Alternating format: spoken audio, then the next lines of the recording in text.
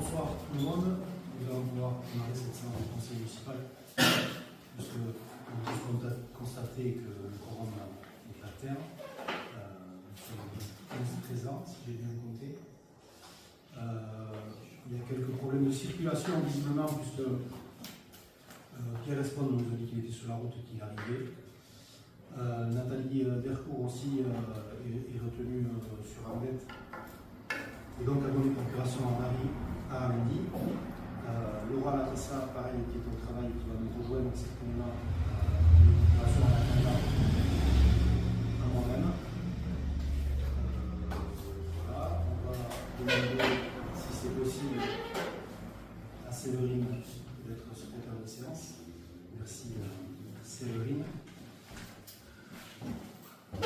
Donc, à l'ordre du jour du conseil de ce soir, que vous avez tous reçu, l'approbation du PV de la séance du conseil municipal du 30 avril, le compte rendu des décisions de M. le maire, il n'y en a pas beaucoup, mais il y en a quelques-unes, la nomination des membres de la commission communale des impôts directs, l'approbation des subventions 2026 aux associations en loi 1901, la détermination des dépenses autorisées au compte 6232, fêtes et cérémonies, l'adhésion au contrat groupe d'assurance statutaire 2026-2030, la création d'emplois saisonniers au sein des services techniques et de la SH, accueil de loisirs pour pouvoir remplir la croissance d'activité de cet été, la désignation des représentants de la CLECT, Commission locale d'évaluation des charges transférées à la CAPV, la constitution d'un groupement de compte pour l'élaboration de la convention territoriale globale CTG 2027-2030 et une motion de soutien en faveur du bac en langue basque. Voilà. Donc, pour démarrer, compte rendu du conseil municipal du 30 avril. Est-ce que vous avez tous bien reçu les pièces? Je suppose que oui. Est-ce que vous avez des remarques ou des commentaires sur ce compte rendu? Non. Très bien. Donc, je vous propose de délibérer. Qui vote contre? Qui s'abstient? Qui vote pour? À l'unanimité.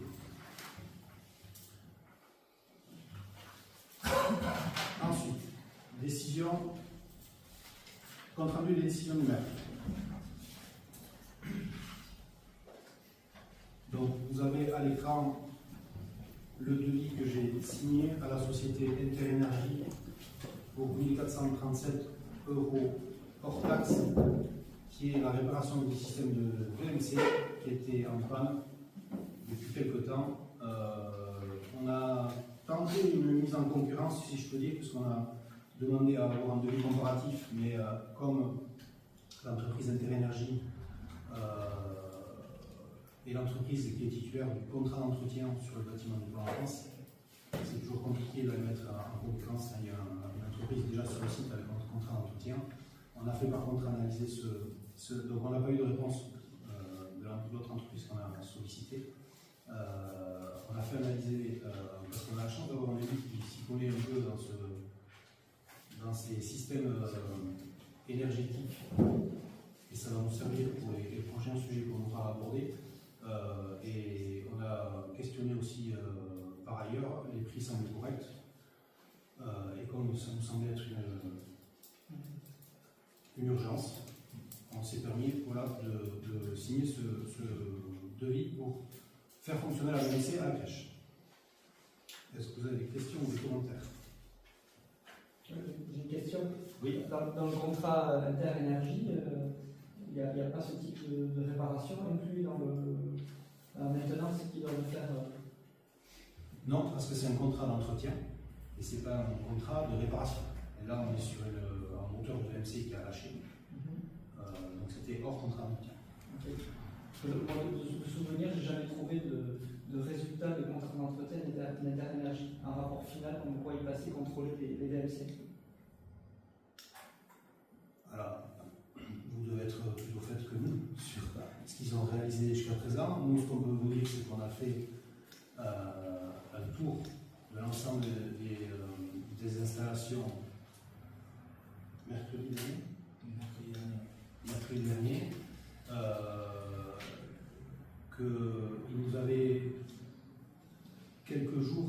direction eux-mêmes sollicités parce qu'il y avait 3 devis en attente, donc celui-ci depuis 22 décembre 2024 et les deux autres depuis le mois d'août 2025, et qu'ils trouvaient que ça mettait en difficulté le fonctionnement de l'installation, donc ils nous ont sollicité, et c'est pour ça qu'on a fait le tour des installations la semaine dernière avec eux.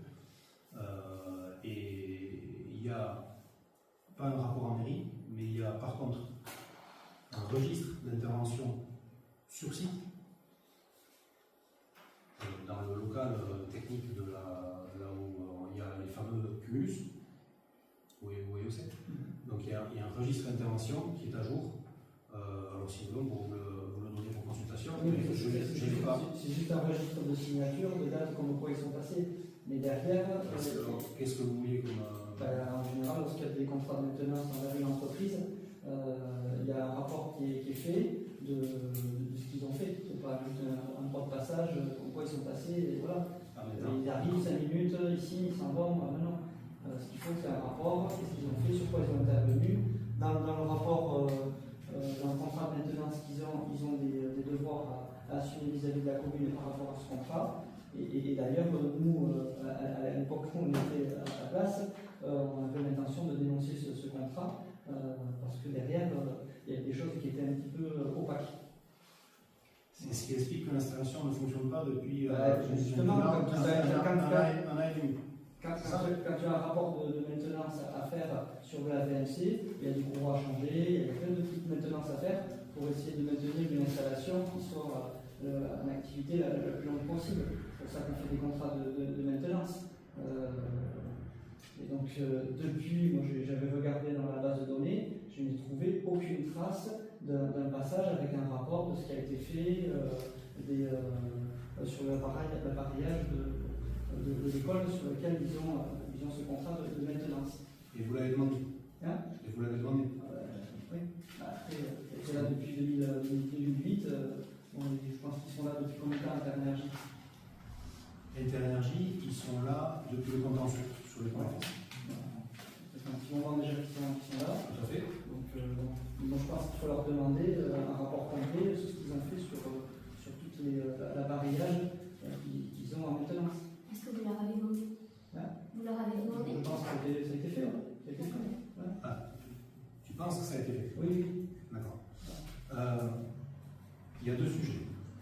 Il y a effectivement le suivi du contrat d'entretien. Et je le redis, il y a un registre d'intervention où, pour moi, je ne l'ai pas vraiment en tête, le registre, on va le regarder, il n'y a pas de problème.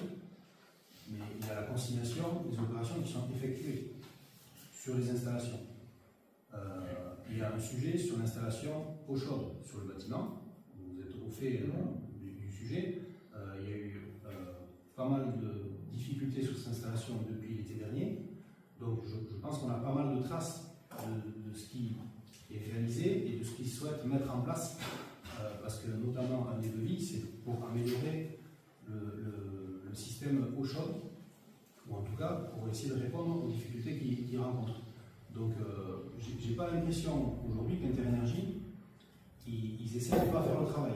Moi, j'ai plutôt l'impression inverse, c'est-à-dire que c'est pour ça qu'ils m'ont envoyé directement un mail sur ma boîte mail maire@aex.fr juste après les élections pour relancer le sujet, parce qu'ils étaient plutôt en attente de pouvoir faire des choses sur l'installation plutôt que de ne pas vouloir les faire.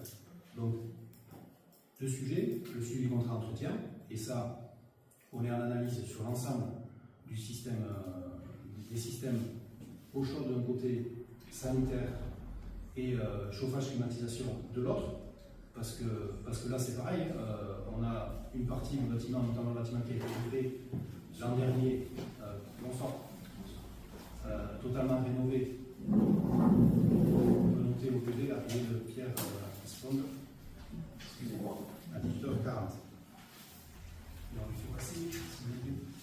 Donc il y a aujourd'hui, depuis la livraison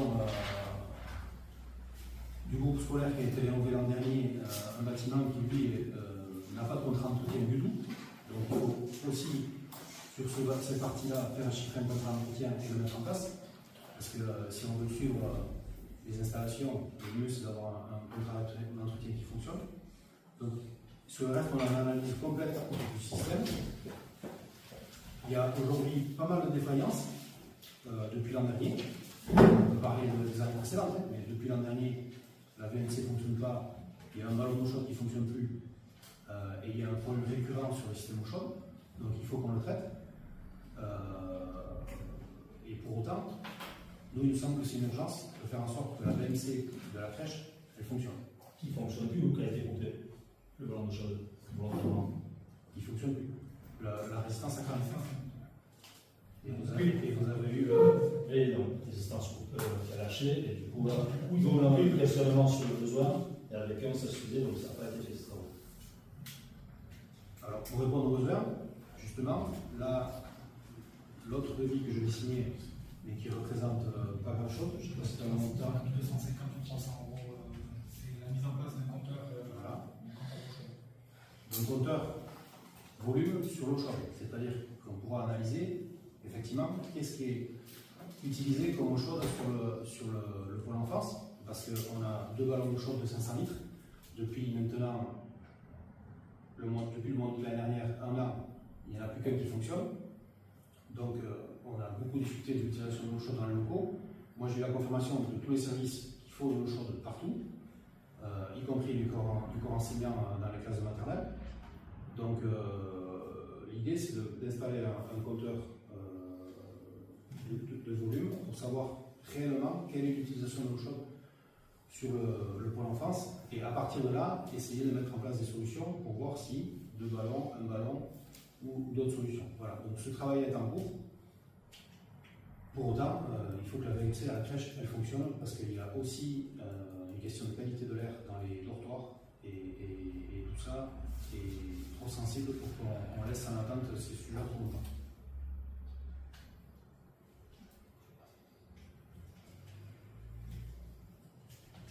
On est bon? D'autres questions ou commentaires?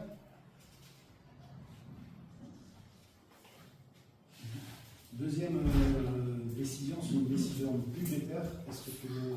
Bonsoir, Laura. Est-ce que tu veux expliquer, Laura, que tu veux Donc,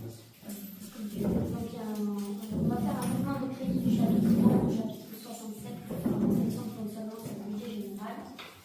En fait, c'est une régularisation budgétaire qui permet d'ajouter un titre de recette émulateur pour régulariser un trop versé de 605,71 à un fournisseur d'énergie. En gros, on a trop payé un fournisseur d'énergie. Il nous a remboursé. Et donc, l'émission de ce remboursement, nous, derrière, on l'a re-enregistré en comptabilité. On n'aurait pas dû le faire. Donc, du coup, ce qui fait qu'il y a encore ce delta qu'il faut régulariser. Et comme notre chapitre 11 n'est pas assez approvisionné aujourd'hui, on a fait une décision de maire pour pouvoir ajouter 500 € à ce contrat pour pouvoir régulariser cette situation. Donc c'est un titre annulé sur l'année, sur l'exercice antérieur, comme c'est marqué là, donc c'est sur l'année 2025. Et c'est quel fournisseur? Direct Énergie.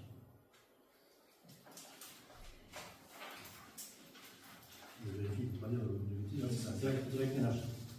Donc le fournisseur d'énergie, on aura le même sujet qui va revenir pour les mêmes causes et les mêmes conséquences, c'est-à-dire une erreur d'imputation sur le même principe, mais sur des montants un peu plus importants, aux alentours de 5 000 €. Mais on fera ça, ça fait partie des choses qu'on doit réaliser pour le prochain conseil municipal. Voilà. Questions, commentaires? Donc je vous invite à prendre acte de ces décisions. Et on va pouvoir passer à la première délibération, donc la composition de la commission communale des impôts directs. Donc monsieur le maire expose que dans chaque commune est instituée une commission communale des impôts directs, CCID, composée de 9 membres, à savoir le maire ou l'adjoint délégué, président et 8 commissaires titulaires, plus 8 suppléants. La nomination des commissaires titulaires et suppléants est validée par le directeur départemental des finances publiques à partir d'une liste de contribuables en nombre double dressée par le conseil municipal. Ainsi, il revient au conseil municipal de délibérer pour proposer une liste de 16 titulaires et 16 suppléants. Les contribuables inscrits sur la liste doivent être de nationalité française ou ressortissants d'un État membre de l'Union européenne être âgés de 25 ans au moins, jouir de leurs droits civils, être inscrits au rôle d'une des impositions directes locales dans la commune, être familiarisé avec les circonstances locales et posséder des connaissances suffisantes pour l'exécution des travaux confiés à la commission.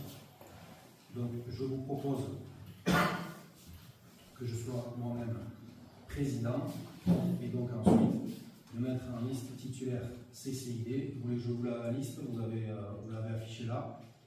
Donc, Maria Ramendi, Michael Sauvagnier, Nathalie Dercourt, Julien Lavillard, Fontaine-Romain, Saint-Jean-Séverine, Portet-Mathieu, Espagne Pierre, Irivarin Agnès, De Pierre, Daniel, Coquerel, Odette, Guédor, Michou, Laetitia, Labatard, Mendra, Mouchot, Garcia, Patrick, Cabanelli, Santiago, Carreando, Maïder, et en suppléant, Ford de Maïté, Ariel Françoise, Amestrol et Lyon, Garcia et Péreda, Carole, Pascu, Elodie, Difable Joël, Luro Joël, Duprat, Benoît, Adaloura, Annie, Joël, Laurent, Petit, Eric, Pereira, Emmanuel, Laura, Stéphanie, Larocquet et Gérard, Latassa, Laura, Tribouche, Moeres, Muriel. Et donc, je vous propose d'approuver la liste suivante contre le comité de 16, titulaire 16 suppléant et d'autoriser Monsieur le maire à la transmettre au représentant de l'État et au directeur départemental des finances. Questions ou commentaires?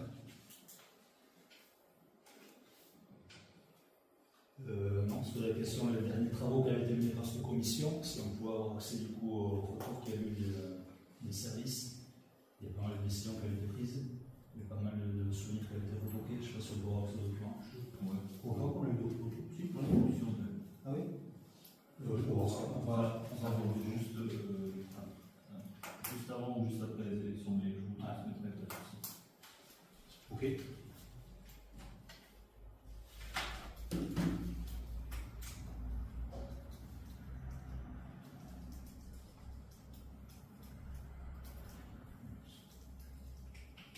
Pas d'autres questions ou commentaires? Non. On peut passer au vote, s'il vous plaît. Qui est contre? Qui s'abstient? Qui vote pour? À l'unanimité, je vous remercie. Délibération numéro 3. Détermination des dépenses autorisées au sein du compte 6232, donc qui est le compte fêtes et cérémonies. À ton avis.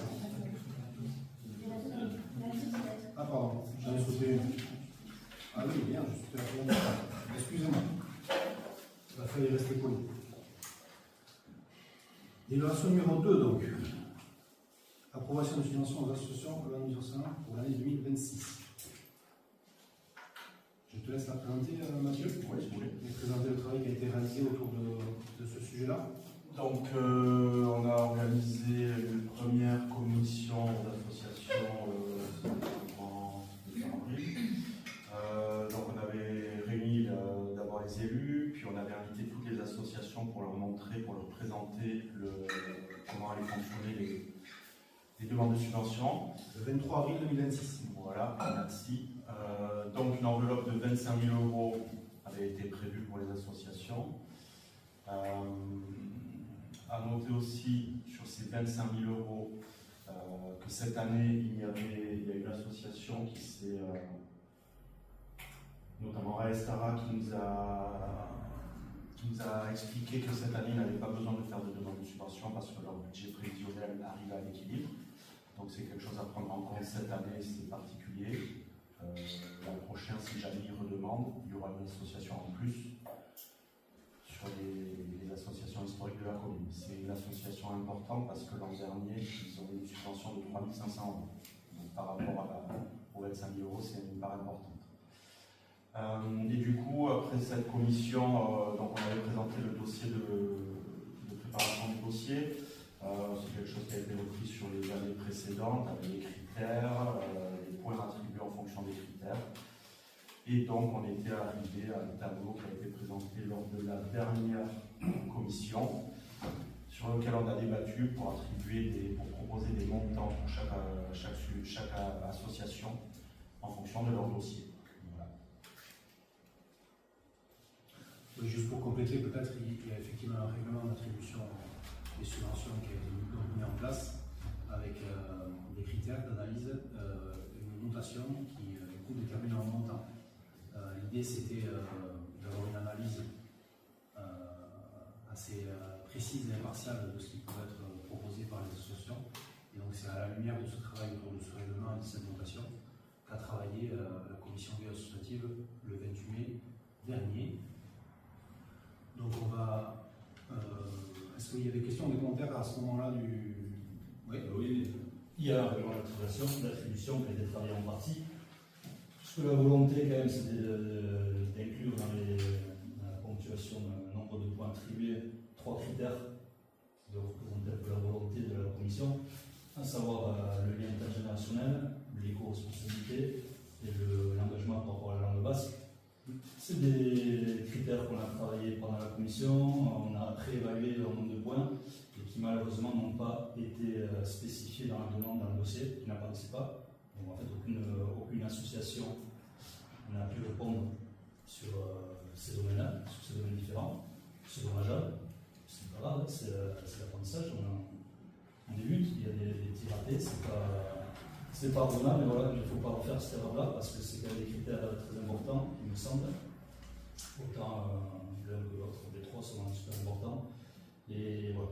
Donc c'est un règlement d'attribution qui a été respecté en partie sur ce volet-là. C'est un exercice compliqué. Les 2 dernières années aussi, il n'y avait pas de perfection de respect à 100% du règlement. Cette année encore, on se rend compte que finalement on n'y arrive pas. On s'était dit qu'on ne donnait pas plus à une association que ce qu'elle demandait, mais à l'arrivée, on arrive à donner plus. Et pour conclure, chaque année est différente. On travaille vraiment d'une année sur l'autre, on ne pourra pas faire un schéma suffisant. Cette année, ça restera. Il y a 2 ans, c'était une association historique aussi qui a arrêté son activité, qui était une subvention moins conséquente, mais il y a des années où les associations qui disparaissent, d'autres qui se créent, qui arrivent. Il y a une masse. L'enveloppe, elle a été gardée, bien heureux. Voilà. Après, la question se posera effectivement avec le coût de toutes les denrées alimentaires et autres boissons, peut-être de se flécher une augmentation autant que faire se peut, progressive, pour vraiment soutenir le milieu associatif dans la durée. Oui, je partage effectivement ce qui a été dit là. On avait en plus des autres critères d'analyse, on avait rajouté ensemble à la commission les 3 critères qui ont été évoqués là. Effectivement, c'était peut-être pas assez bien explicité dans notre règlement, ou en tout cas, si ce n'est la volonté d'agir là-dessus, les objectifs qu'on donnait derrière ces critères que tout le monde partage. Et effectivement, on a été tous un peu surpris de voir que les associations n'ont pas embrayé là-dessus. Et toutes. Là, pour le coup, on a fait l'unanimité dans la déception. Donc il faudra revoir ça pour l'année prochaine, peut-être l'expliciter mieux, essayer de travailler. Alors, on a été assez contraint par le temps aussi, parce que avec cette année d'élection municipale, on est déjà tard dans l'année pour pouvoir attribuer une subvention aux associations, donc on a essayé de faire ça au pas de course pour pas avoir une subvention qui tombe à la fin de l'année. L'année prochaine, en prenant un peu plus à l'amont, en échangeant avec les associations, il faudra qu'on re-questionne ce règlement avec un peu de temps pour voir comment on arrive à l'améliorer. C'est, je crois, une bonne base de travail. Et on a pu voir sur l'ensemble, même s'il y a des imperfections, mais que le travail donnait quelque chose, donc ça c'est déjà intéressant. Après, il faut aussi que les élus s'engagent et qu'il y ait une partie d'appréciation des actions qui sont menées sur le territoire et de la manière dont on veut accompagner les associations. Donc ça fait partie de l'exercice d'avoir une marge de manœuvre assez légitime pour les élus. Voilà, ce que je vais vous demander, s'il n'y a pas d'autres questions ou interventions, avant de décliner le tableau, c'est que les personnes qui font partie d'un conseil d'administration, les élus qui font partie d'un conseil d'administration ou d'un bureau d'une association, nous le fassent savoir au moment où on va délibérer sur la ligne de l'association, pardon, je vais y arriver. Donc, tu veux le faire, Mathieu, ou je le fais? Je déroule. Ouais, vas-y. Et à chaque fois, je vais vous questionner pour savoir s'il y a des personnes qui. Voilà, je pense que vous êtes plusieurs dans ce cas-là. Vraiment, les personnes qui font partie du conseil d'administration ou du bureau. Être membre de l'association ou être adhérent à l'association ne vous empêche pas de voter. là-dessus. Alors, à Aix-en-Rose. Donc, Maïder se retire du vote. J'ai une question encore pour ça. Vous êtes maire, vous êtes chef d'entreprise aussi, Oui. plusieurs entreprises, vous défendez une plusieurs, je sais pas. D'accord. Ok. Vous défendez une forme d'équité au sein de l'ensemble du conseil municipal, puisque vous avez demandé que certains élus se retirent des conseils d'administration de certaines associations. Vous, au sein même de votre entreprise, me semble-t-il, et peut-être vous me direz au contraire, vous assurez également des aides sur certaines formes d'associations qui vont dérouler, vous allez dérouler maintenant. Est-ce que vous ne pensez pas que Pardon, j'ai pas compris. vous participez, vous, au niveau de votre entreprise, Oui. au moins vous me dites au contraire, à une certaine forme d'aide au niveau de certaines associations? Est-ce que moi, en tant qu'entreprise, je suis partenaire? Oui. Je verse du sponsor ou des partenariats? Par exemple, c'est juste une question. Oui, tout à fait. Et moi, je me pose la J'ai question. le droit à ça. Je n'ai pas dit que vous n'avez pas le droit. D'accord. C'est pas là ma question. Ma question est de savoir que le fait que l'on demande à l'ensemble des élus qui sont présents ici, qui participent à certains conseils d'administration d'associations, qui se retirent du vote, est-ce que vous-même, en tant que chef d'entreprise, le fait que vous sponsorisez certains types d'associations, ne serait-il pas, après c'est vous qui prenez la décision, légalement et puis dans le cadre du respect de l'équité, de vous retirer aussi du vote? Parce qu'à titre personnel, je subventionne des... En tant que chef d'entreprise. Donc en fait, comme il y a une double casquette, donc élu et chef d'entreprise. C'est quoi le lien? Le chef d'entreprise, ça reste privé quand même. C'est une société privée qui a. C'est pas une société qui Voilà, a. le débat est ouvert. Oui, je me permets de. Je ne dis pas qu'il faut retirer du vote ou pas. Je dis juste, n'y a-t-il pas une question? Alors, je ne connais pas légalement qu'est-ce qui pourrait ou pas sur le fait de se retirer du vote, mais en termes d'équité, de garantir une forme d'équité, comme tous les élus qui se retirent du vote en tant que participants au conseil d'administration d'association, ne serait-il pas non plus possible de se retirer du vote ou pas? C'est un débat, après le choix vous appartient. Je ne vois pas bien le lien par rapport à l'équité. Et moi, je verse une subvention, je verse des sponsors de partenariat, plusieurs associations, d'AES et pas d'AES. Pour autant, j'ai aucune action de décision, aucune participation, moi, directement, dans l'association. C'est-à-dire que je vais vous donner un exemple. Je verse une subvention au comité des fêtes de Sarre. J'ai aucun lien avec le comité des fêtes de Sarre. Tout à fait. Aucun. J'ai jamais été je vais vous faire de ça. Mais j'ai jamais été participer directement. Alors, pourquoi pareil sur Aix, pourquoi le fait de leur verser une aide? Enfin, moi, je fais ça en tant que chef d'entreprise, dans le cadre de la participation à la vie locale, à l'économie locale, en soutien aux associations, pour certaines causes que je veux soutenir, pour d'autres parce que j'ai une histoire avec l'association où alors pourquoi pour autant ça ne me donne pas le droit ou l'influence pour intervenir dans l'association? Non, c'est pas ça que je dis, c'est au niveau du vote, ici au niveau des subventions, comme ceux qui se retirent en fait du vote de subvention d'une association, et le fait que sponsorisé à titre légitime, la question n'est pas là, n'est-il pas aussi le fait de ne pas se retirer aussi du vote? Le fait que les élus se retirent du vote, c'est parce que les élus en question, c'est pour ça que j'ai bien précisé, bureau, conseil d'administration, ils ont un pouvoir d'influence et de décision au sein même de la structure qui va percevoir l'argent. C'est-à-dire que l'élu, il peut se retrouver dans le conflit d'intérêts où il a voté une subvention et c'est le même élu qui va décider derrière de ce que va à quoi va servir l'argent public. C'est là qu'il peut y avoir. J'entends, hein. Il y a le conflit d'intérêt direct, ce qu'on appelle, et le conflit d'intérêt indirect. Il y a deux types de conflits d'intérêt. Je pose la question. je n'ai pas la réponse. Vous-même, vous prenez la décision, je ne sais pas. Je préfère que, voilà, Alors, à moins que vous me disiez tous là maintenant, retire-toi du vote, moi je pense que je suis en droit, et comme je l'ai dit, parce que je n'ai aucune influence auprès de quelque association que ce soit, je donne de l'argent, je ne vais pas le redire, mais je donne de l'argent, pour autant je n'interviens dans aucune association directement. Donc je n'ai pas l'impression d'avoir un conflit d'intérêt à ce moment-là. Donc je vais me permettre de voter. Pour autant, on va se renseigner, et j'ai jamais entendu ce genre de retrait pour les raisons que vous évoquez. Je vais parler, on peut me poser la question. Je ne dis pas que c'est quelque chose de légal ou qu'il faut se retirer ou pas, mais voilà, je pose la question. Très bien, moi je pense que je vais voter et j'encourage, je vais passer le message, vous me permettez, j'encourage tous les acteurs locaux et toutes les entreprises locales à financer le milieu associatif.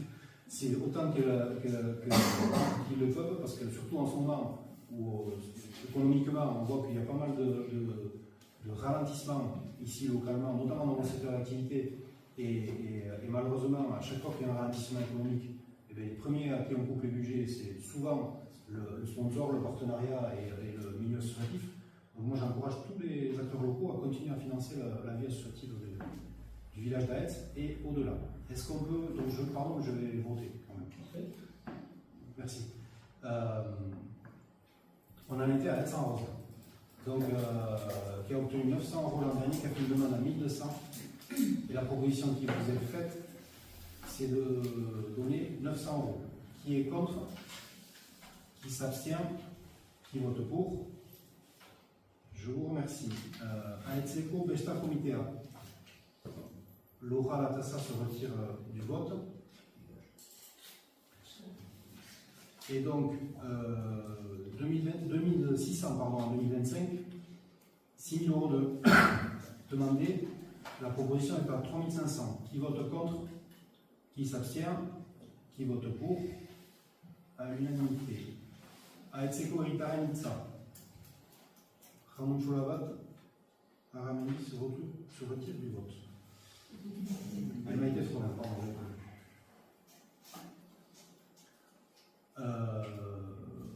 600 euros d'attribués l'an dernier, une demande à 1000 euros cette année. On vous propose d'attribuer 900 euros. Qui vote contre? Qui s'abstient? Qui vote pour? À l'unanimité. Aetzeko Pilotaliac. Julien Lavillac se retire du vote.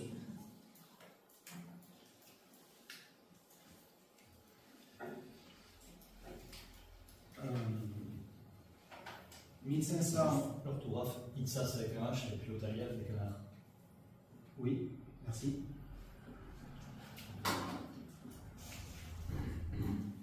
Pilotalia avec un R. Ok, merci. 1500 euros l'an dernier, 1500 de demandés, 1700 de proposés. Qui vote contre? Qui s'abstient? Je vous remercie. Allez, là. Tout le monde peut voter. 800 euros en 2025, une demande à 1000 euros et une proposition à 1000 euros. Qui vote contre? Qui s'abstient? Je vous remercie. Alors, Gaël Castola. Tout le monde participe au vote. Non, c'est Ramon Chou ne participe pas au vote.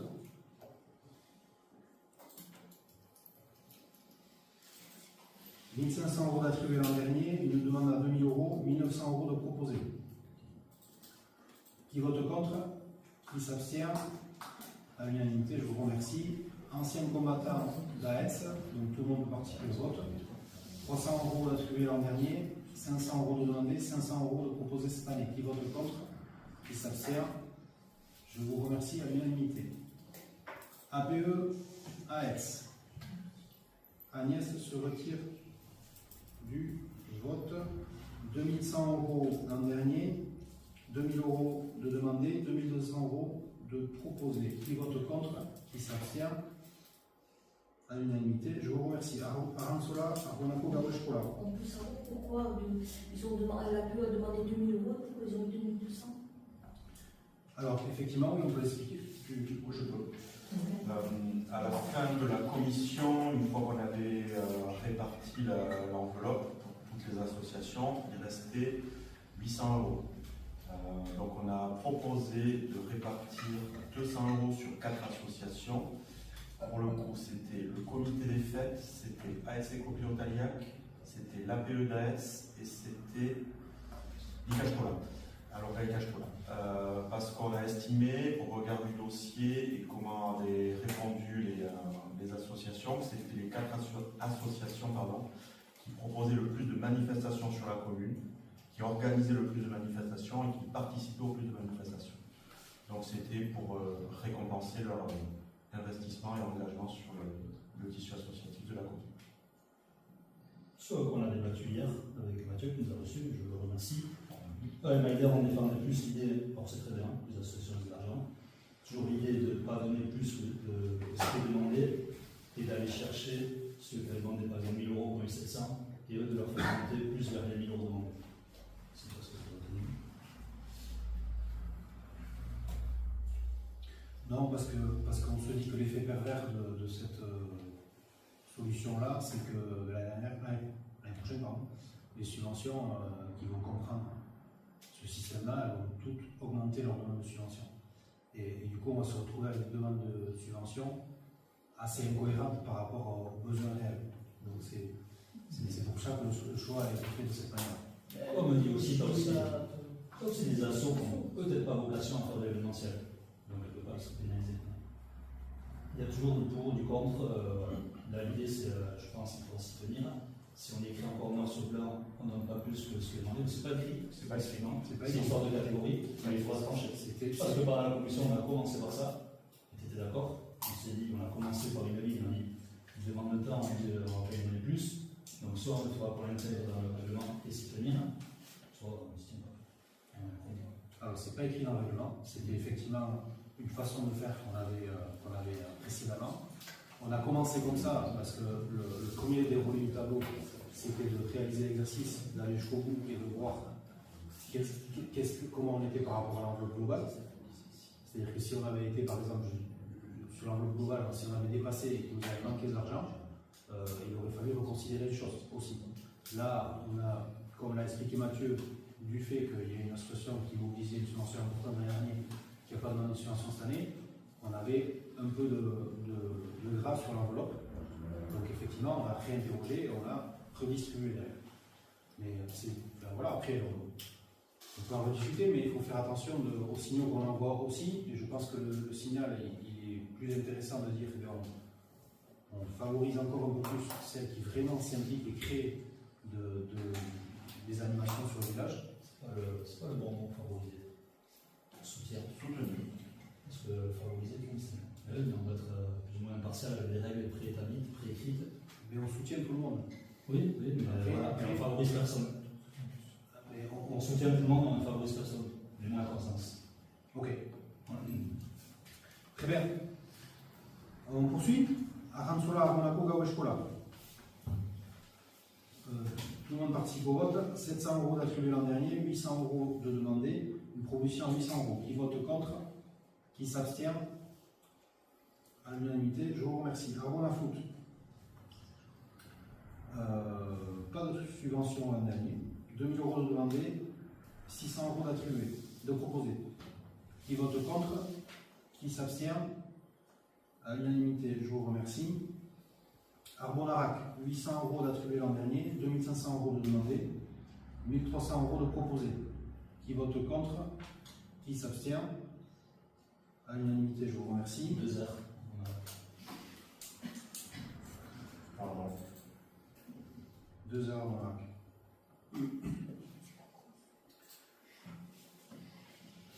Association de Goïsik, qui est la nouvelle association de chasse de la commune d'Aetz. Donc c'est pour ça, nouvellement créée, c'est pour ça qu'on n'a pas d'attribution l'an dernier. 1000 € de demandés cette année, une proposition à 700 €. Qui vote contre? Qui s'abstient? À l'unanimité, je vous remercie. J. Marbona Aetz, 400 € d'attribués l'an dernier, 750 € de demandés, 750 € de proposés. Qui vote contre? Qui s'abstient? À l'unanimité, je vous remercie. Yaraiki, 600 euros d'attribué l'an dernier, 800 euros de demandé, 800 euros de proposé. Qui vote contre? Qui s'abstient? À l'unanimité. Laoueri, 1000 euros d'attribué l'an dernier, 2500 euros de demandé, 1000 euros de proposé. Qui vote contre? Qui s'abstient? Merci. Les jardins de Varaldea, 200 euros d'attribué l'an dernier, 300 euros de demandé, 250 euros de proposé. Qui vote contre? Qui s'abstient? À l'unanimité. Picofil, 700 euros. Picofil, tout le monde participe au vote? Oui. Très bien. 700 euros d'attribué l'an dernier, 700 euros de demandé cette année, 700 euros de proposé. Qui vote contre? Qui s'abstient? À l'unanimité.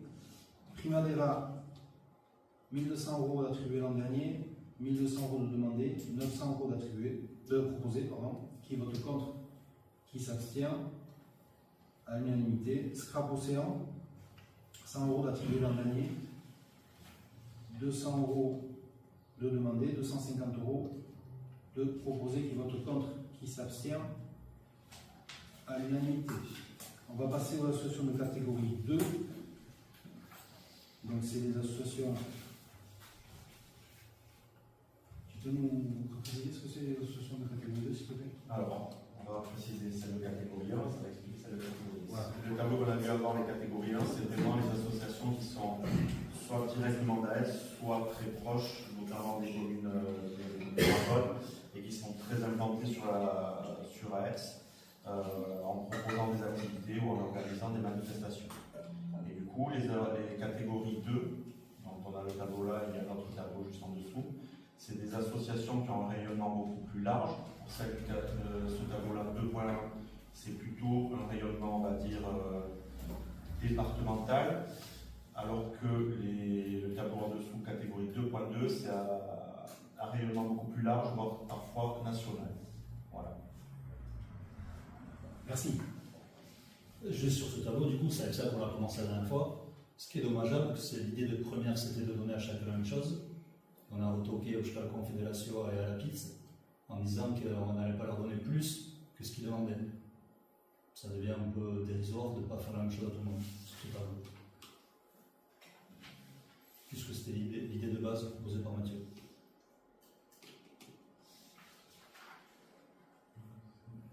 On applique là quelque chose qu'on n'a pas appliqué sur le tableau, sur la catégorie 1. Non, mais il y avait un autre enjeu, c'est qu'il ne fallait pas que les subventions pour la catégorie 2, ça c'est dans le règlement, On a monté, c'est pourquoi on a monté Scrap Océan qui demandait 200 à 250. Là, la réflexion, c'est par rapport à la Confédération. Et même à la pizza. Laquelle? La première. Oui, pardon. À la base, on avait proposé 250 abonnements. Sur le critère de la demande 2026, on avait descendu à la pizza à 200 et au Stade Confédération à 150.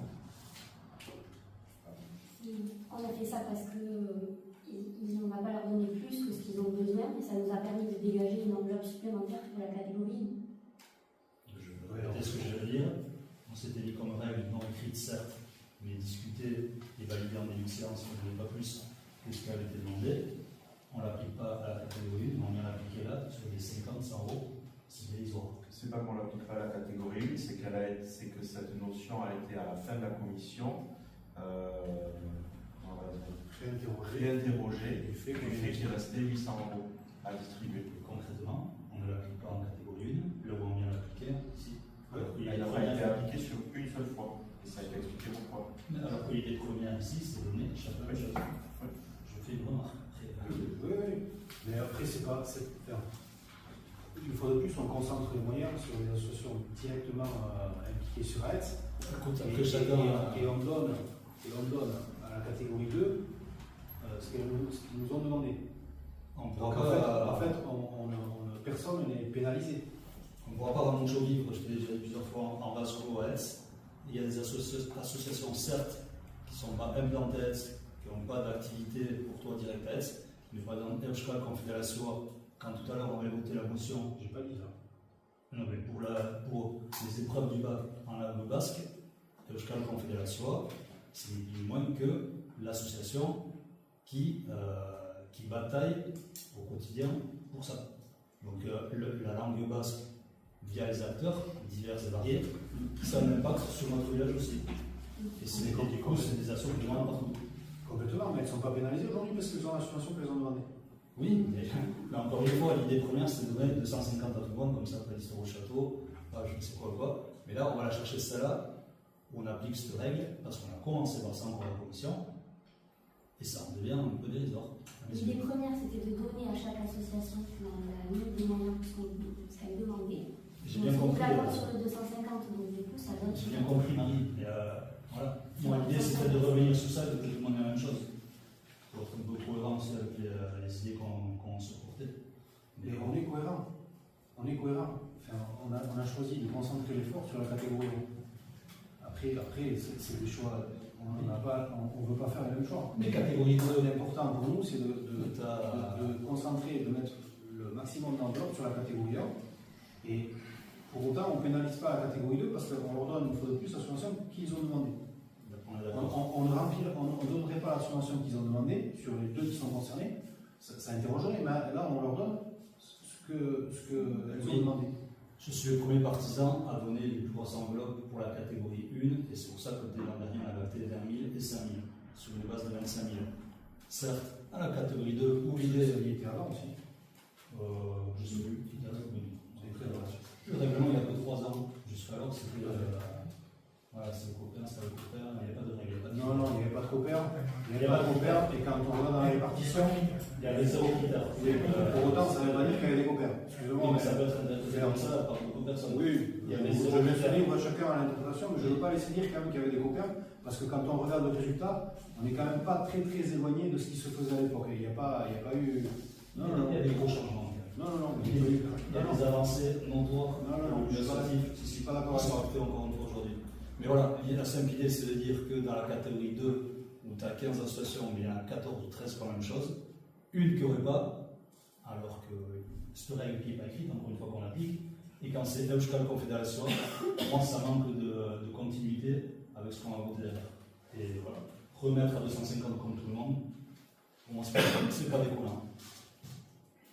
Mais parce que l'enveloppe de 25 000 euros. Oui, donc ce débat-là, on l'a eu en commission et on est raccord avec ce qu'on a décidé à ce moment-là. C'est-à-dire que, je ne vais pas l'expliquer, mais est-ce qu'on peut passer au vote? Allez, du coup, Alapit El Cartea demande, donc nouvelle demande, 2026 à 200 €. On vous propose d'attribuer 200 €. Là, pardon, mais je pense que personne n'est concerné par le fait de se retirer du vote. On peut voter le tableau entier, si ça vous va. Donc je vais m'abstenir justement pour Euskal Confédération. Oui, non, mais je veux dire. D'accord.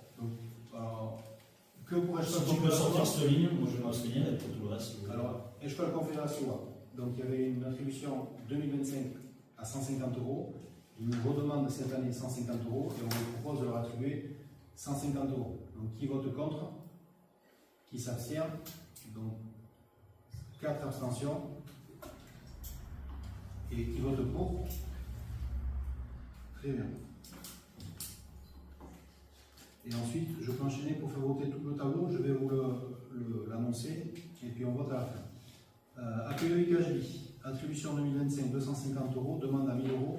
On vous propose 250 €. Berchoulagien, Lagounac, on vous propose. Pourquoi je n'ai pas d'élément de demande? Pardon, parce que mon tableau n'est pas complet. Si? Pardon. Je sais ce que c'est. C'est une association qui avait contacté précédemment. On l'a mis dans le tableau. En fait, ils nous ont jamais renvoyé le dossier avant le. Ils n'ont pas redéposé une fois qu'on a avancé. Non. Mais ils avaient fait une demande initialement. Non, ils nous avaient demandé quand est-ce qu'allait avoir lieu la demande de subvention. On nous avait fait expliquer que ça serait après les élections. Et quand les dossiers ont été envoyés, on a reçu ensuite. Et donc, en fait, c'est un oubli. de l'avoir retiré. Parce que finalement, il n'a pas déposé de dossier. Ah, Donc, pour le coup, il y a 250 € en balance. Et finalement, On est content. J'ai pas suivi là, du coup, t'as dit que les La ligne là où il manque, ça demande Donc, ça, j'ai je suivi suis- que vous n'avez pas mis. Donc il y avait 250 envoyé €. un mail, et on n'a pas eu de Bah, dossier. Donc on va peut-être pouvoir. Ouais, vous avez fait une demande, quand même. Non, ils n'avaient pas fait de demande. Ils avaient sollicité la mairie pour savoir quand est-ce qu'allait avoir lieu la période de commission. Demande de subvention. Ouais, demande de subvention.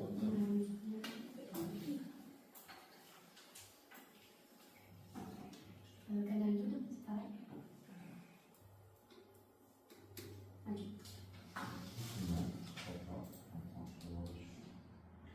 donc Vous est-ce avez que- appelé l'association ou pas? Parce que les mails envoyés qui vont dans les spams, il y en a. Si on n'appelle pas les associations pour savoir s'ils maintiennent ou s'ils ne sollicitent pas la il subvention. y a eu des relances téléphoniques. Hein? Il y a eu des relances téléphoniques. Il y a eu des relances mail et des relances téléphoniques. Après, Pour l'instant téléphonique, vous avez quelqu'un au bout du fil? là, c'est pas moi qui les ai fait, les relances. Non, je ne sais pas toi, je m'adresse. J'ai pas de réponse. Ouais. Donc, Qui dit pas de réponse. Les causes, c'est parce qu'ils n'ont pas précisé le montant demandé. d'accord. C'est le dossier. Ok. Donc, est-ce que vous souhaitez qu'on verse une subvention à Verchevalier et à Navnac ou est-ce qu'on remet une question au tableau? Non, non, ouais. Voilà, on va dire.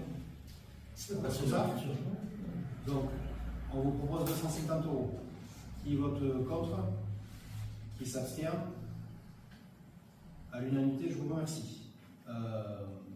Comice agricole cantonal. Pas de subvention l'an dernier.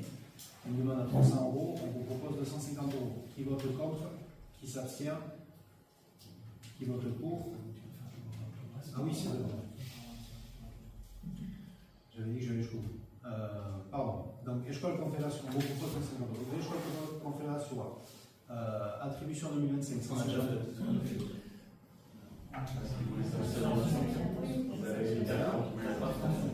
Je vais retrouver le film.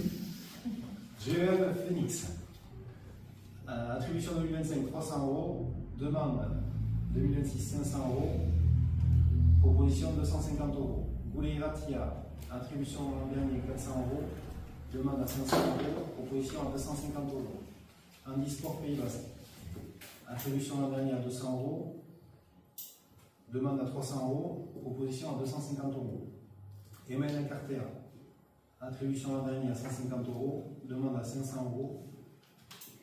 Proposition à 250 €. Intégration Batsordea. Attribution l'an dernier à 400 €. Demande à 1000 €. Proposition à 250 €. Caldunal Doudeco Lagunac.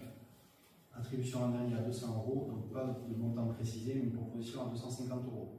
L'Oursa India. Attribution l'an dernier à 200 €. Une demande à 500 €. Une proposition à 250 €. Saint-Hubert Côte Basque 64. Attribution l'an dernier à 300 €. Demande à 500 €. Proposition à 250 €. Ouabi et Castola. Attribution l'an dernier à 500 €. Demande à 1600 €. Proposition à 250 €. On est bon? On peut passer au vote. Donc, qui vote contre? Qui s'abstient? Qui vote pour? À l'unanimité, je vous remercie. Et la dernière catégorie, la catégorie 2.2. Donc, Adelpha 64. Attribution l'an dernier à 150 €. Une demande à 550, une proposition à 200. Toutes les propositions sont à 200 sur cette partie-là. Amicial, 100 € l'an dernier, une demande à 960. Banque alimentaire, Bayonne, pas d'attribution l'an dernier, une demande à 500 €. Les Restos du Cœur, l'assaut départemental, une attribution à 250 € l'année dernière et une demande à 250 €. Le Secours catholique, 150 € l'an dernier et une demande à 250 € et donc une proposition pour l'ensemble à 200 €. Chacun. Qui vote contre? Qui s'abstient? Qui vote pour? Unanimité. La question, on n'a pas eu de demande d'ALCO? C'est une association d'ALCO? Non, pas vu.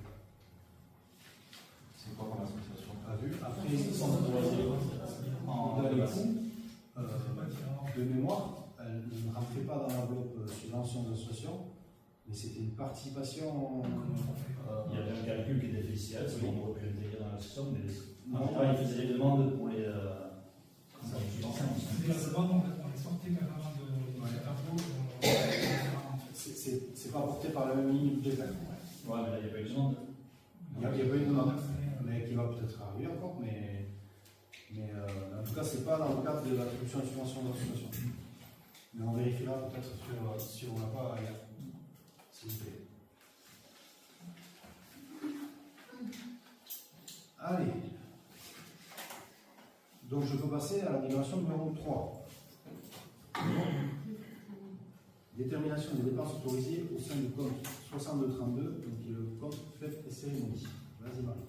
Alors, j'informe les membres du conseil municipal qu'il est désormais demandé aux collectivités territoriales de préciser par délibération les principales caractéristiques des dépenses imputables au compte 6232, fêtes et cérémonies. Je rappelle que la trésorerie de Saint-Jean-de-Luz demande que le conseil municipal délibère pour autoriser monsieur le maire à procéder au règlement des factures imputées à l'article 6232, fêtes et cérémonies. Donc, je propose au conseil municipal de prendre en charge les dépenses suivantes à ce compte. L'ensemble des biens, services, objets et denrées ayant trait aux fêtes et cérémonies, tels que les frais de réception, de cérémonie officielle et d'inauguration, les frais relatifs aux manifestations locales, sportives ou culturelles, les coffrets de Noël pour le personnel communal, les fleurs, bouquets, gravures, médailles et présents offerts à l'occasion de divers événements, comme les mariages, décès, naissances et départ à la retraite. Le conseil municipal, il exposé de Madame la Adjointe-au-Maire et après en avoir largement délibéré, décide de l'affectation des dépenses reprises ci-dessus au compte 6232 fêtes et cérémonies dans la limite des crédits repris au budget communal. Est-ce que vous avez des questions? Également dans la ligne numéro 2, les frais relatifs aux manifestations locales, sportives et culturelles, vous rentrez quoi dans cette ligne-là? Par exemple, le chapiteau des fêtes, ça rentre dedans? Oui. Non, le chapiteau des fêtes, c'est sur prestation de service, je pense. Oui. Non, là, c'est vraiment ce qui est lié. Alors, c'est une minoration très réglementaire, parce qu'en fait, effectivement, il faut détailler ce qu'on fait rentrer dans ce genre de choses. Mais c'est vraiment qui va participer à faire des réceptions, des choses comme ça. Mais aujourd'hui, si la question c'est de savoir est-ce qu'il y a quelque chose qui est visé là sur les manifestations locales, sportives ou culturelles, en gros, c'est l'apéritif pour les fêtes, c'est des choses comme ça. Voilà, et en fait, c'est une amélioration qu'on a l'obligation de présenter. Et ce qui a pour vous dire motiver ça là, à ce moment-là, c'est qu'on a un agent de la collectivité qui a eu un heureux événement. Voilà, l'arrivée de la petite Amaya, et je souhaitais lui faire un petit le cadeau d'un petit bouquet de fleurs, et donc on m'a dit il faut absolument délivrer avant de. Voilà. J'en profite pour faire passer le message. Il y a une couche qui tourne aussi, dont chaque élu peut participer. Je sais que beaucoup d'entre vous l'ont déjà fait, mais s'il y a certains d'entre vous qui souhaitent encore participer pour qu'on puisse vous faire ce geste-là, n'hésitez pas. Est-ce qu'on a répondu aux questions? On peut passer au vote. Qui vote contre? Qui s'abstient? Qui vote pour? À l'unanimité.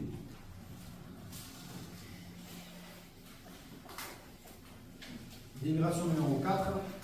Adhésion au contrat groupe d'assurance statutaire 2026-2030.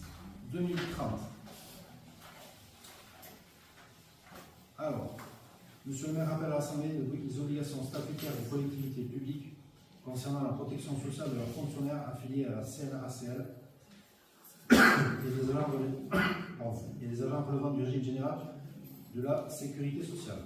Pour garantir ces risques, les collectivités peuvent conclure un contrat d'assurance. Le centre de gestion a conduit un appel à la concurrence pour parvenir à un contrat groupe mutualisant les risques au niveau du centre de gestion des Pyrénées-Atlantiques. Pour rappel, on avait l'an dernier délibéré pour adhérer, pour entrer dans cette démarche d'appel à la concurrence. Après avoir mis en œuvre la procédure prévue par le Code de la commande publique, le centre de gestion a retenu la Caisse nationale de prévoyance, CNP, assurance, comme assureur et reliance comme courtier gestionnaire. 2 contrats sont proposés. Un contrat concernant les fonctionnaires relevant de la CNRACL. Le taux d'assurance est fixé à 7,40 et comprend toutes les garanties, décès, accident de service, maladie professionnelle, sitis, longue maladie, longue durée, maternité, adoption, paternité et accueil de l'enfant, maladie ordinaire avec franchise de 15 jours par arrêt de travail, dans le seul cas de la maladie ordinaire, infinité de guerre. Le niveau de remboursement des indemnités journalières et ou rémunérations versées aux agents est fixé à hauteur de 90%. Un deuxième contrat concernant les agents relevant du régime général de la sécurité sociale et de l'IFRANTEC.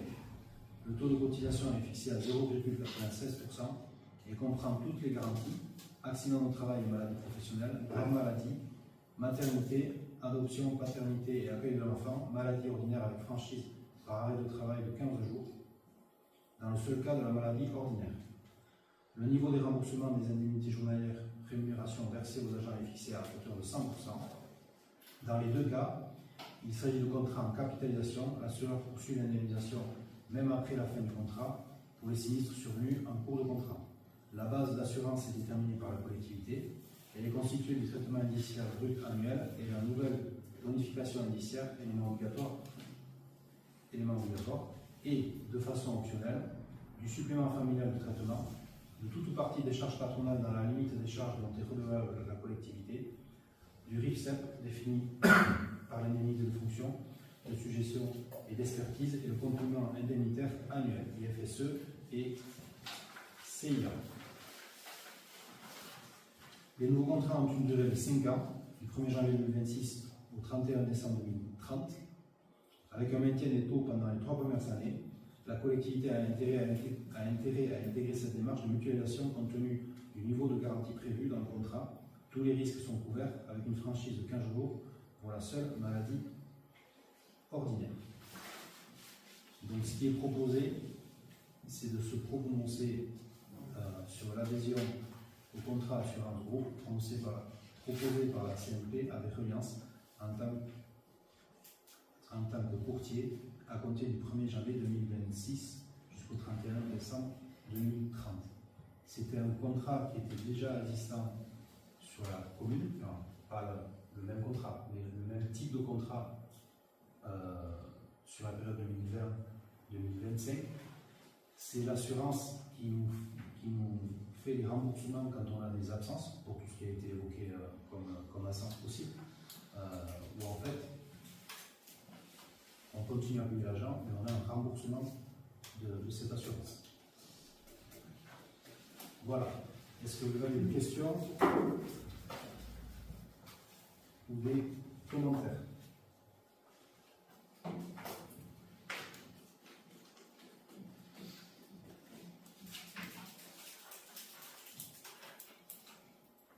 Pas de questions, pas de commentaires? Alors, si je peux compléter, il y a en fait une toute petite augmentation du taux. On est passé de 6,61 sur la dernière année 2025 à 7,40 et de 0,9 à 0,96. Voilà. Et si vous voulez un complément d'information, c'est une assurance donc, qui a décliné par collectivité. Là, on est sur le contrat cadre, mais en fonction de la situation et de la masse salariale de chaque collectivité, l'application du taux varie un petit peu en fonction des titulaires et des contractuels. Ça nous coûte aux alentours de 37 000 € à l'année.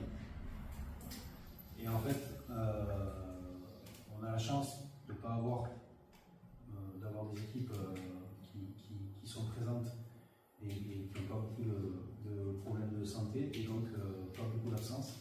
Et du coup, on est à peu près à l'équilibre parce que l'assurance nous coûte 37 000 € et l'an dernier, elle nous a remboursé 35 535 €. C'est écrit sur la feuille, il suffit de. Voilà. Il y a eu des années par le passé avec beaucoup plus d'arrêts maladie. Malheureusement plus d'absence où l'assurance est plus justifiée. ou en tout cas permet de compenser plus. Voilà. Est-ce qu'il y a d'autres questions, d'autres commentaires Maïté, non? Non. Non. Ça me va. Allez, on peut passer au Vous vote. avez il y a eu des années noires avec le personnel. Il y a eu des années où il n'y avait pas de personnel là. Si. Là, ça fait 2 ans que c'est. Voilà, la preuve qu'il y a un Il y en a toujours quand même. Si, beaucoup moins, c'est comme toujours. C'est- Beaucoup moins. Non, je ne peux pas te laisser dire qu'il y a eu des années noires. Pas chaud.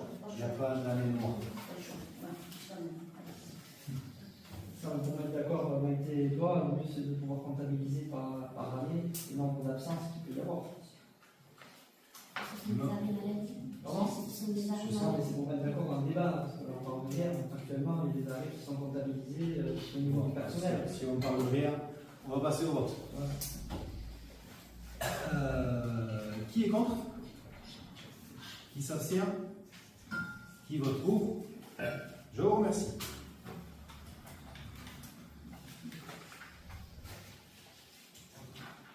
Délibération numéro 5, création d'emplois saisonniers pour la saison estivale 2026. Donc, vu l'article L332-23-2 du Code général de la fonction publique qui permet le recrutement d'agents contractuels pour faire face à un accroissement saisonnier d'activité pour un cumul de 6 mois par période de 12 mois, considérant qu'il est nécessaire de recruter des agents contractuels pour faire face à un besoin lié à un accroissement saisonnier d'activité afin de renforcer les équipes d'agents permanents, des services techniques de mi-juin 2026 à fin août 2026, du service de la LSH pendant les vacances scolaires de l'été 2026.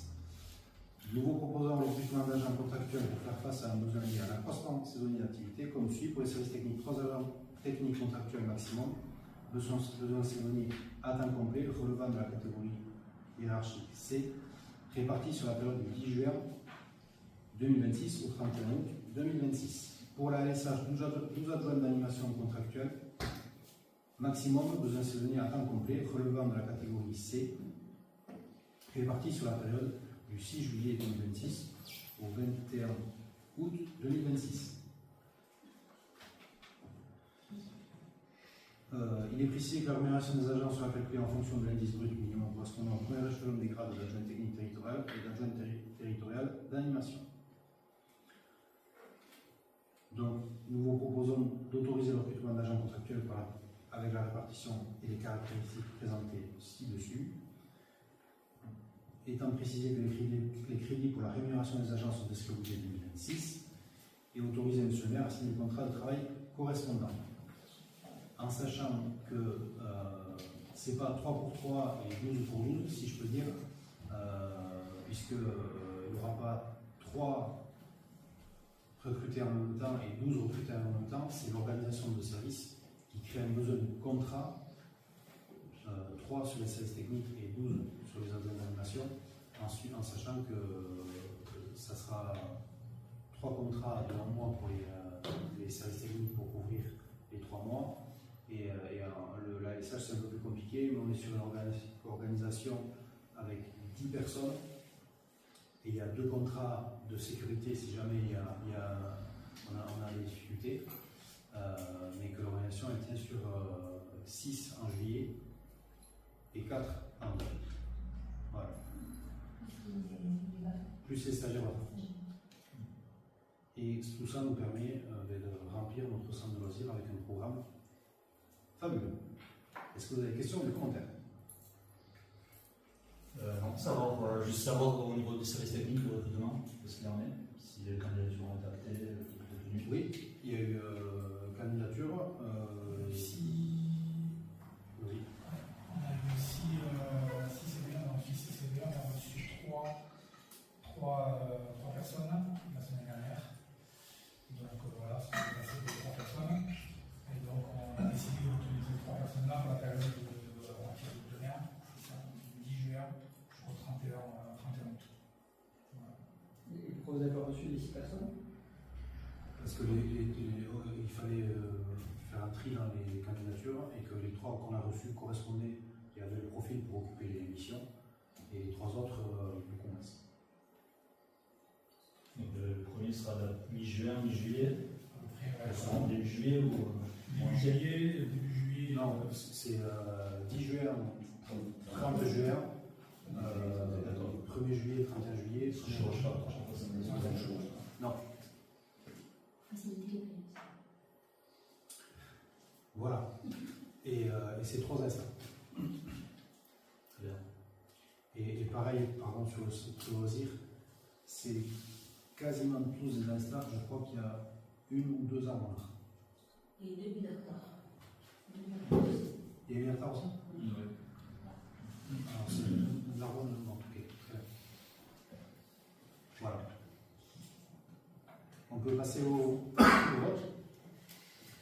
Qui est contre? Qui s'abstient? Qui est pour? À l'unanimité, je vous remercie. Délibération numéro 6, désignation des représentants au sein de la CLECT de la CAPE. Les groupements issus de fusion et soumis au régime de la fiscalité professionnelle unique ont l'obligation de mettre en place une commission locale d'évaluation des charges transférées, dite CLECT, en application de l'article 1609 bonus C, gramme 4 du Code général des impôts qui fixe les principes essentiels. Le conseil communautaire détermine à la majorité des 2/3 la composition de la commission. La commission est composée de membres du conseil municipal des communes membres. Chaque conseil municipal dispose d'au moins un représentant. La commission élit son président et un vice-président parmi ses membres. Le président convoque la commission et détermine son ordre du jour. Il en préside les séances. En cas d'absence ou d'empêchement, il est remplacé par le vice-président. Vu la délibération prise en conseil communautaire de la CAPE le 24 avril 2026, fixant la composition de la CLECT à la continuité des précédents mandats à un membre titulaire et un membre suppléant par commune, membres, soit 158 titulaires et 158 suppléants, adoptant le nouveau règlement intérieur de la CLECT, il vous est proposé de procéder à l'élection de représentants à main levée, si tout le monde en est d'accord. Très bien. Est-ce qu'on vous propose, est-ce qu'il y a des candidatures pour le poste de titulaire? Marie est candidate et Santiago Capenelli est candidat. Est-ce qu'on peut passer au vote? Donc, qui vote pour Marie Amélie?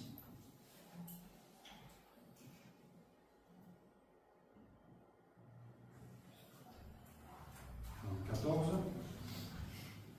Qui vote pour Santiago Capenelli? 4. Et tout le monde a voté. Donc, Marie Amélie est élue titulaire au sein de la CLECT. Est-ce que je peux vous proposer, monsieur Capenelli, d'être le suppléant?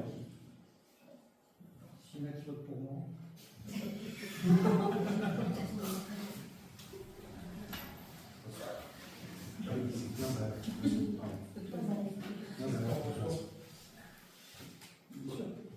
Très bien. Donc, monsieur Capenelli est candidat pour être suppléant. Donc, il n'y a pas d'autres candidats. Est-ce qu'on peut passer au vote? Qui vote pour monsieur Capenelli? Donc, vote à l'unanimité. Monsieur Capenelli est donc élu suppléant à la commission. Je vous remercie. J'ai une question. Ça fait partie de ce qu'on essaie de mettre en place, c'est de travailler tous ensemble. Alors, tout n'est pas possible, mais quand c'est possible, on le propose. J'ai une question. Comme je l'ai fait, je vous l'ai dit déjà, comme je l'ai fait au niveau du scout. Oui, j'avais fait la demande. Donc j'ai une question par rapport à... Pas l'année dernière par contre. Pardon? Pas l'année dernière par contre.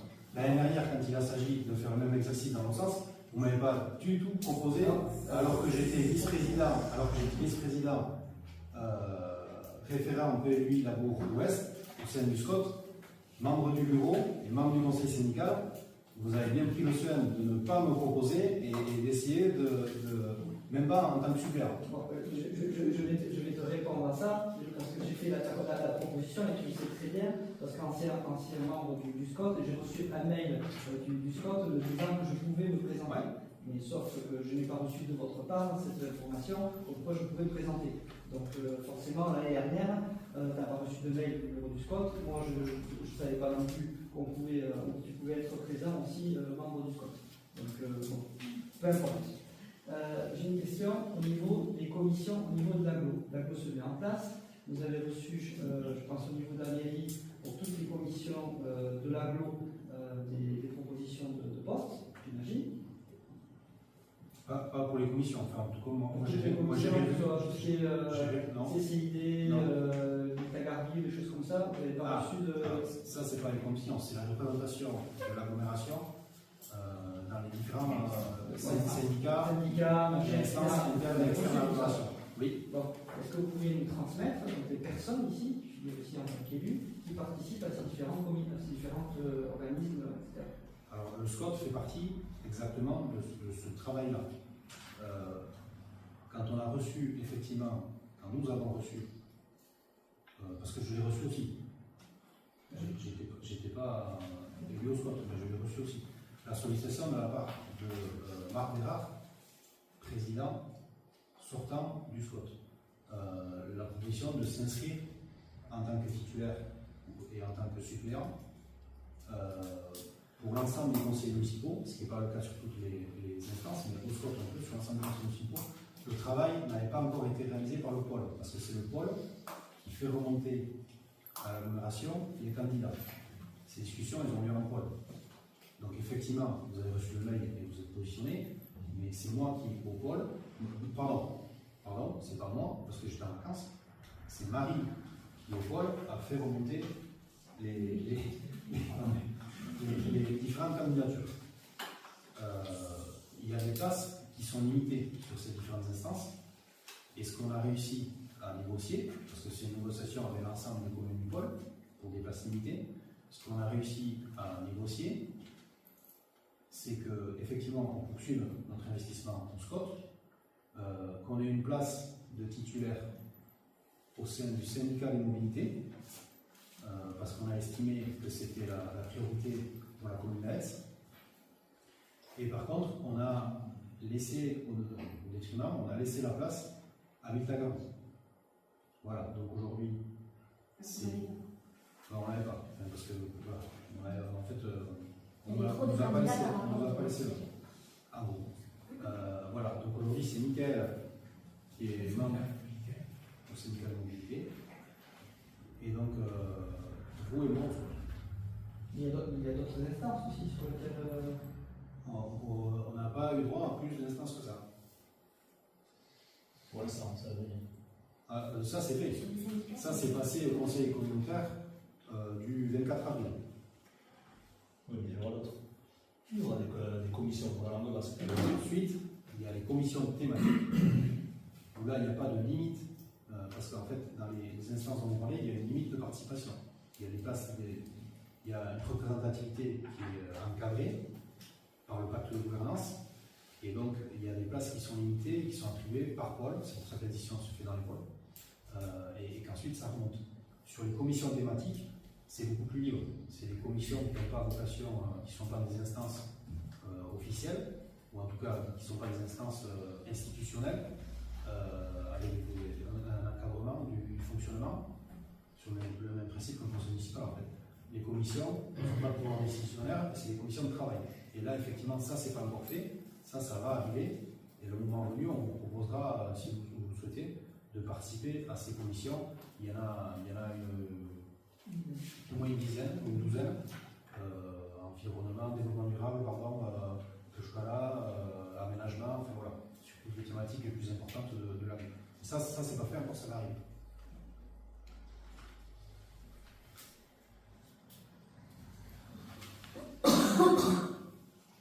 Juste pour compléter, on a laissé la place à Viltagarbi, avec quand même la ferme intention de travailler avec le syndicat, notamment sur les sujets qui nous occupent, et la décharge le centre d'enfouissement de Saloaga. Et on les a déjà rencontrés et on essaie d'être actifs sur le sujet où on fait remonter toutes les problématiques qu'on peut rencontrer, les nuisances vis-à-vis des odeurs, mais aussi le passage de camions. Il y avait énormément de passages de camions qui se sont fait augmenter sur les 2 dernières années, là, alors que les transporteurs n'ont pas le droit de passer par la commune d'Aix. Donc on a demandé au syndicat de faire respecter cette interdiction pour les camions qui sont liés au syndicat. Donc ça c'est en cours. Il y a déjà des mails de rappel qui ont été réalisés et notamment au moins dans le comportement routier, parce qu'il y avait des dérives aussi sur le comportement routier, c'est en train de s'améliorer. Et sur les nuisances olfactives, là pareil, on est parti sur site dès le mois d'avril. On a pu voir qu'ils étaient en train de, là aussi, techniquement de fermer un casier avec la mise en place des drains de captation des biogaz. Aujourd'hui, les travaux sont finalisés et donc le système de captation est actif. Ça semble s'améliorer. Ça semble, parce que visiblement, il y a encore des odeurs par quartier du matin, donc il faut qu'on reste vigilant là-dessus. Et on est totalement engagé sur ces sujets-là. Et si je peux compléter, il y aura une visite sur site qui sera proposée la semaine du 21 au 25 septembre. Pour tout le monde. Tout le monde. Élus, administrés, on va le proposer de manière publique. S'il y a des ASTAR qui veulent aller visiter le site de Salawaga, mais aussi derrière on peut visiter l'installation de Kamika, qui est quand même très très intéressant et qui, moi, je trouve que ça aide à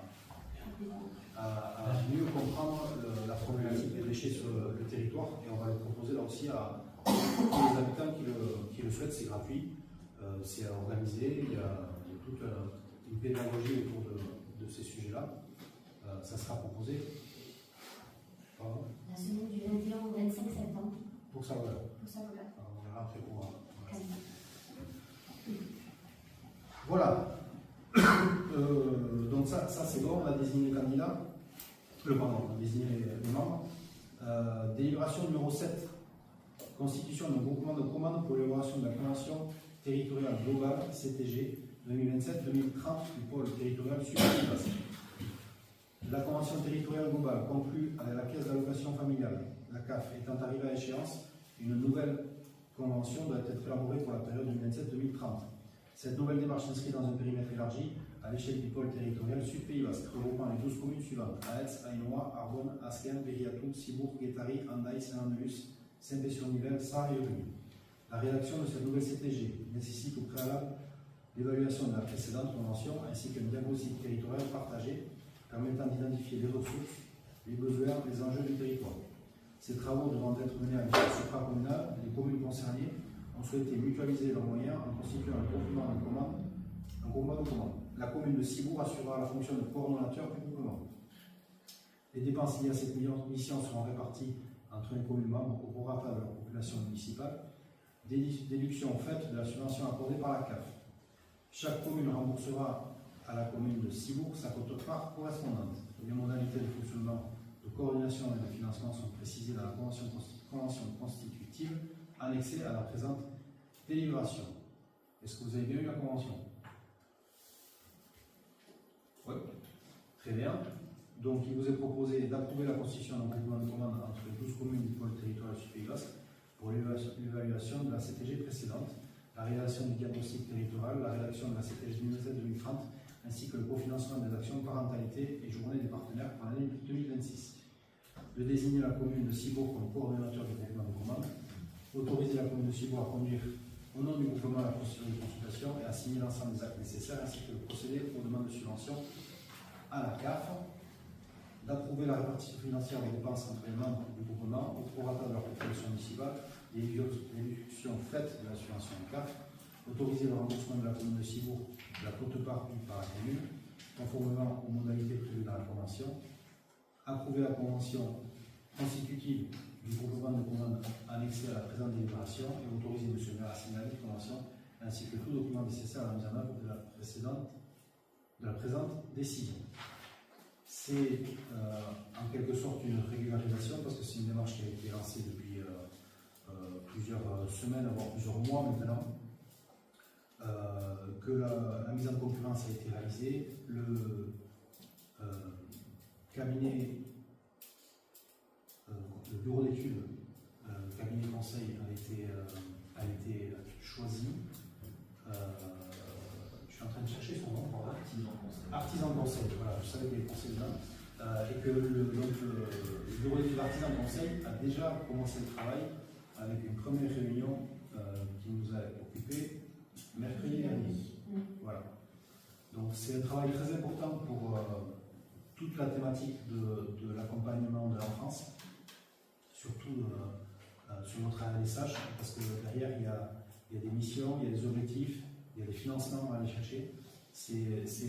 On a l'impression que c'est un peu une usine à gaz quand on rentre dedans, mais l'important c'est de partager une expertise, partager une ambition commune avec le territoire, créer des passerelles entre les différentes structures,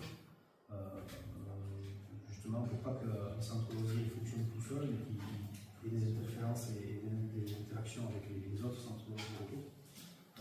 Voilà, c'est un travail qui est très intéressant.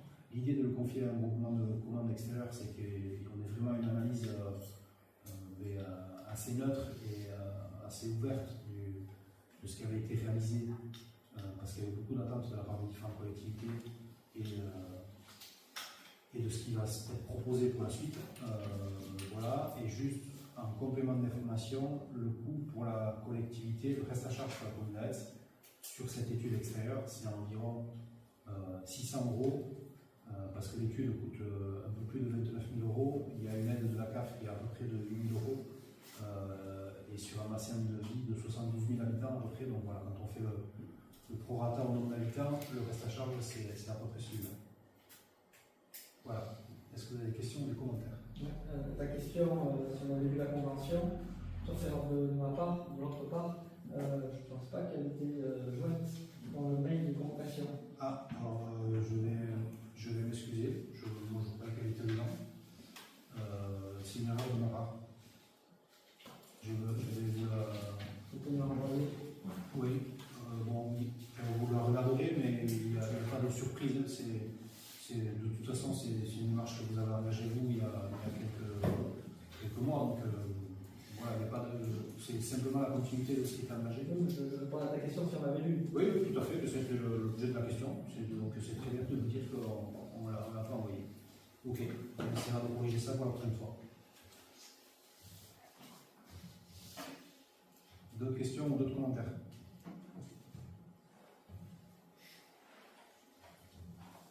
Très bien, on peut passer au vote. Qui vote contre? Qui s'abstient? Qui vote pour? À l'unanimité, je vous remercie.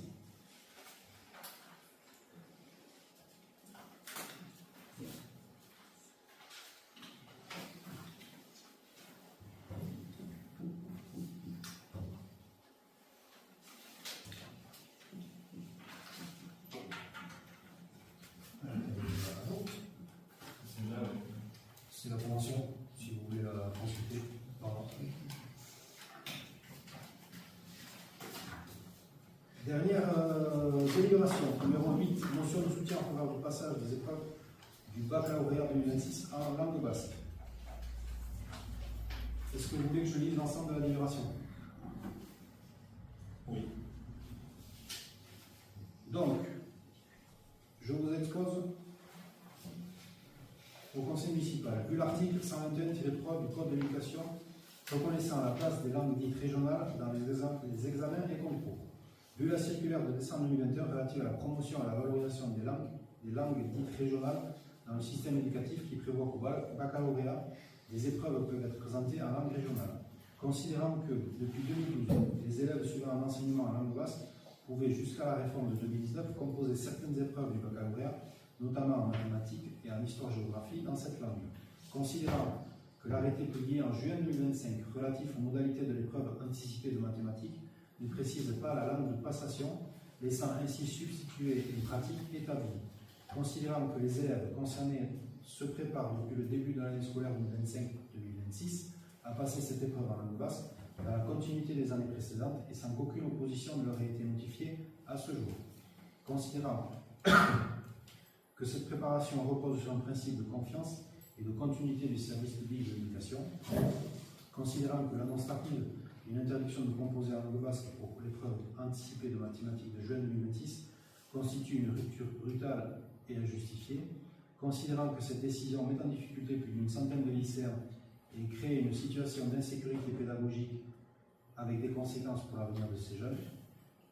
Considérant que le ministre de l'Éducation nationale a annoncé une concertation visant à garantir la place des langues dites régionales au baccalauréat à l'horizon 2027 et que l'épreuve anticipée de 2026 s'inscrit précisément dans ce calendrier, considérant que pour la poursuite de l'expérimentation engagée depuis 2012 constitue une solution simple, pragmatique et respectueuse des élèves comme des engagements de l'État, considérant que la possibilité de présenter des épreuves en langue basque est une demande soutenue par l'ensemble des 3 filières bilingues et immersives, publiques, privées et chez HK, et que cette demande est relayée unanimement par les parlementaires et les représentants institutionnels du Pays basque, il nous est proposé d'exprimer son plein soutien aux élèves et aux familles et aux équipes éducatives engagées dans l'enseignement en langue basque sous toutes ses formes, de demander au recteur de l'Académie de Bordeaux de maintenir, à titre transitoire, la possibilité de composer en langue basque dans la continuité de l'expérimentation en vigueur depuis 2012, l'épreuve de mathématiques pour les élèves de première. Appeler M. le ministre de l'Éducation nationale à garantir sans délai la prise en compte effective des langues dites régionales dans les épreuves du baccalauréat de juin 2026, notamment lors de l'épreuve anticipée de mathématiques pour les élèves de première et du grand oral pour les élèves de terminale. Rappeler que les discours en faveur des langues régionales peuvent se traduire par des actes concrets et cohérents, et affirmer son attachement à la langue basque, patrimoine vivant de notre territoire. Questions et commentaires? On en avait parlé au dernier conseil municipal, je vous avais dit qu'on était dans le timing, on était passé après l'invitation au conseil, donc voilà, c'était l'engagement qu'on avait pris à l'époque. Voilà, s'il n'y a pas de commentaires et de questions, est-ce qu'on peut passer au vote de cette motion?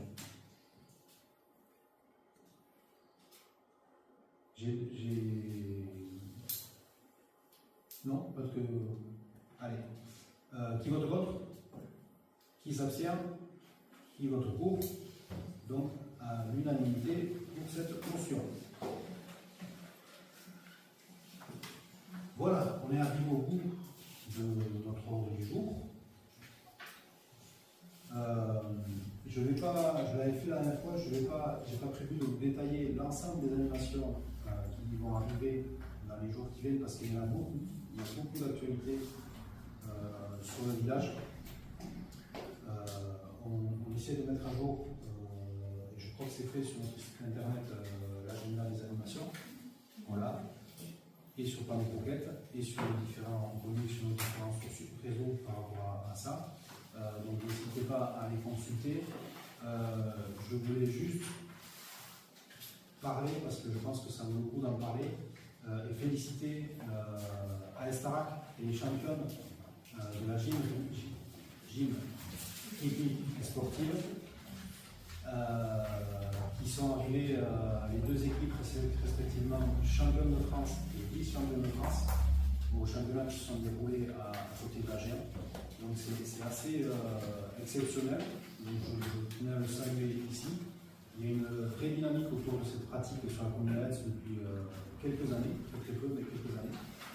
Donc c'est vraiment agréable de voir qu'il y a des résultats aussi rapidement sur le plan national. Je voulais les féliciter. Il y a aussi d'autres épreuves qui se déroulent. J'ai vu notamment qu'il y a une équipe de la sécurité de Taillard qui s'est ici en demi-finale, qui a perdu il n'y a pas longtemps en demi-finale du championnat. Dimanche, voilà. C'est vrai, il y a beaucoup de pelotes en ce moment, il y a 2 tournois qui sont en cours qui battent leur plein ici sur le village. Voilà, il y a plein d'activités et une fois de plus, il ne faut pas hésiter à aller les consulter et à aller y participer. Prochain conseil municipal, certainement fin juillet ou tout début août. Voilà, si vous pouvez d'ores et déjà le programmer, même si on va continuer à vous associer sur les différents travaux. S'il n'y a pas d'autres interventions, je peux clôturer le conseil municipal. Ok, et je me tourne vers le public s'il y a des interventions.